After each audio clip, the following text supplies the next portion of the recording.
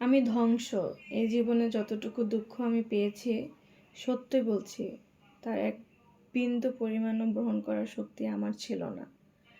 কখনো চাইলে কাঁদতে পারিনি, কখনো কারো কাঁধে মাথা রেখে বলতে পারিনি আমি ভালো নেই।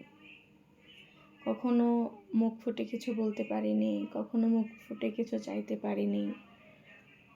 একটা জীবনে আফসোস সবসময় থেকে যাবে। কি পেলাম, কি হারালাম, কি চেলাম, কার কাছে চেলাম, আদৌ কি তার কাছে পরিপূর্ণভাবে ভালোবাসা পেয়েছিলাম, সম্মান পেয়েছিলাম, আদৌ কি স্ত্রীর মর্যাদা পেয়েছিলাম, সন্তানের মা হিসাবে মর্যাদা পেয়েছিলাম?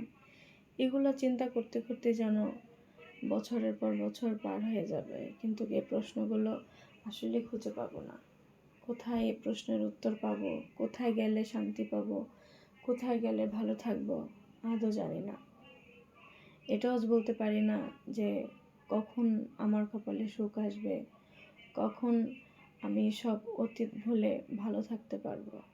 আমি আদৌ জানি না যে কিভাবে থাকলে আমি একটু শান্তি পাবো, ভালো থাকবো। এক বাক্যে যদি বলতে চাই, আমি ভালো নেই, আমি আজও ভালো নেই।